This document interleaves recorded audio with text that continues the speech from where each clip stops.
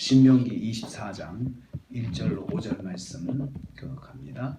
오늘 말씀은 계속해서 가나안 땅에 살면서 가나안의 풍습을 따르지 말고 하나님의 백성으로서의 그 말씀을 가지고 말씀 중심으로 살아갈 것을 설명하고 있는 것을 내용을 하고 있습니다. 특별히 가정을 잘 유지해야 할 것을 설명해 주시고 있습니다. 첫째로 보면요, 이 가정은 하나님께서 세우신 기관입니다. 그래서 우상을 섬기는 사람들은 그 가정에 대해서 특별한 그런 의식이 약합니다. 그렇지만 우리 성경에서 창세기 1장, 2장에서 하나님께서 남자와 여자를 통해서 가정을 이루시고, 그리고 성경은 이 가정은 하나님께서 세우신 최초의 그 사람의 기관, 사람의 모임의 기관으로서 정말 가정을 만드셨거든요. 그래서 가정은 꼭 지켜야 한다는 말씀입니다. 그래서 이혼 증서를 주고 이혼하라.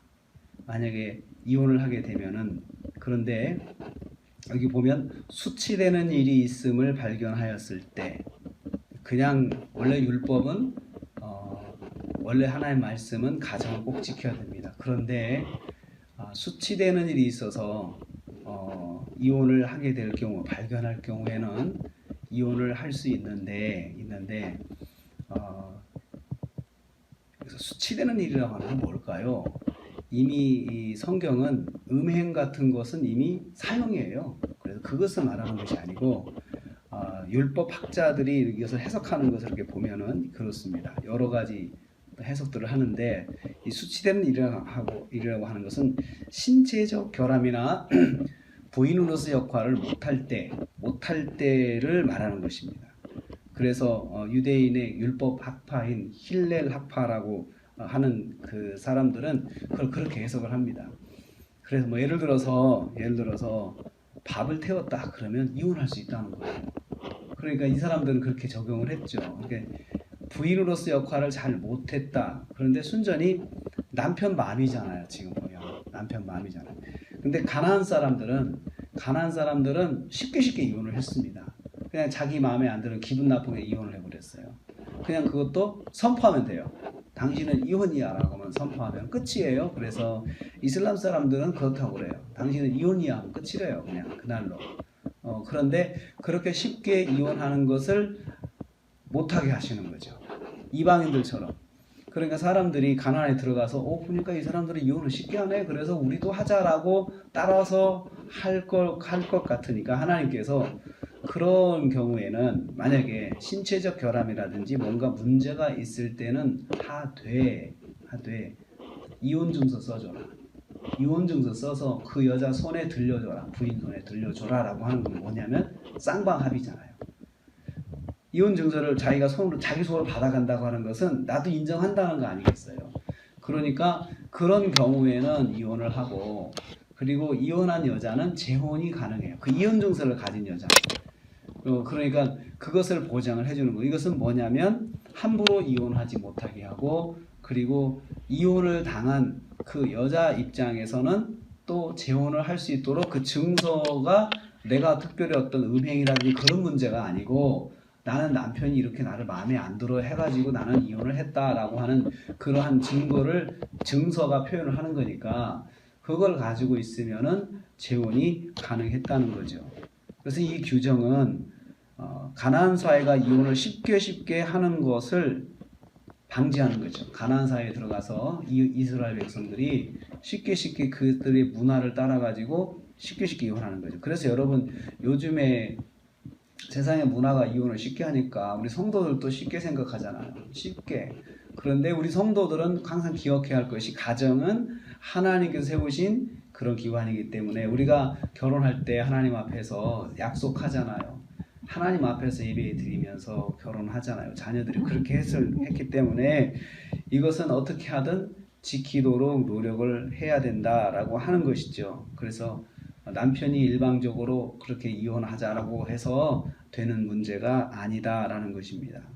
그래서 하나님의 백성은 이방인처럼 함부로 그들의 문화를 따라서 이혼하면 안 된다라고 하는 거죠. 그래서 이혼 증서를 쓰는 것은 경솔한 이혼을 방지하는 데 있습니다.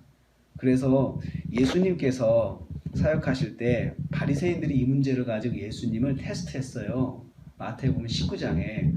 그럴 때 예수님께서 음행한 연고 외에는 이혼이 불가하다고 딱 못 박으셨어요. 그래서 그러면서 창세기 또 1장과 창세기 2장 24절을 주님께서 그 인용하시면서 가정을 지키도록 노력해야 된다. 가정을 지키도록 해야 된다. 사실 율법은 허락하지 율법이 그렇게 이혼서 쓰라고 하는 것은 너희들의 완악함을 인해서 그런 것이지 성경이 기본적으로 하나님께서 이혼을 허락하시는 것은 아니다라고 그렇게 말씀을 해 주셨습니다. 그래서 하나님의 백성은 가정을 만드신 하나님의 뜻을 기억하고 가정을 지키도록 노력해야 하는 거예요. 그래서 가장이 하나님을 섬기는 사람으로서 그렇게 노력을 해야 한다는 것입니다. 그리고 결혼한 신랑은 1년 동안 군복무를 금지했습니다. 이것도 가정을 잘 지키도록 하는 반편이죠. 그래서 신랑이 가정을 이뤄가지고 집을 떠나가지고 1년 동안 집을 안 들어온다면 가정이 유지가 될 수가 없잖아요. 그러니까 그 사람에게는 특권을 줘라. 1년 동안 군복무를 면제시켜주는 특권을 줘라. 아무리 전쟁이 일어났어도 새 신랑은 1년 동안 가정을 지키도록 보장을 해줘라 라고 해서 그렇게 가정을 지키는 법을 여기서 말씀을 하고 있습니다. 하나님께서 우리 성도들의 가정을 참 귀하게 보시죠. 그 요즘에 보면은 그래도 우리가 교회에서 가정을 소중하다고 가르치거든요. 그래서 요즘에 결혼율이 굉장히 낮은데 그래도 교회가 결혼율이 높답니다. 통계학자들이 이야기하는데 그건 뭐냐면 우리는 어려서부터 가정에 대해서 가르치잖아요. 하나님께서 가정을 이루게 하셨다. 창세기 하면서 쭉 가르치니 그러다 보니까 그 교육이 있으니까 다들 그 교육을 통해서 암암리에 가정 결혼을 해야 된다라는 마음은 가지고 있다는 거예요. 그래서 우리는 성경을 통해서 가정의 소중함을 가르치고 또 가정은 하나님께서 원하시고 기뻐하시는 가정이다라고 하는 것을 우리가 어려서부터 만약에 들었다, 가르쳤다 그러면 언젠가는 결혼한다는 거죠.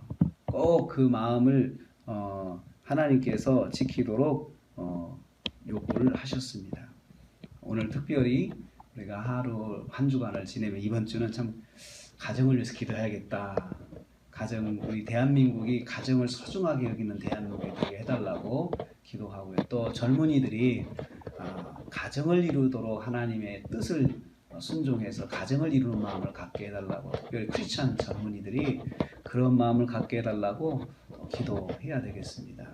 그리고 이 땅에 정말 악한 풍습, 혼자 사는 거, 그것을 굉장히 TV에서도 미화하잖아요. 혼자 사는 것을 그렇게 막 TV에서 나와서 연예인들이 막 그렇게 하니까 그게 굉장히 사람들한테 좋아 보이고 그래서 혼자 사는 걸 굉장히 위로를 받는데 그것은 성경적이지 않습니다. 그래서 하나님 저런 문화에 동화되지 않게 젊은이들이 그리고 어린 학생들이 그런 문화에 동화되지 않고 또 정말 건강한 가정을 이루는 대한민국 이런 젊은이들이 되게 해달라고 참 우리가 기도해야 되겠다라는 생각이 들었습니다.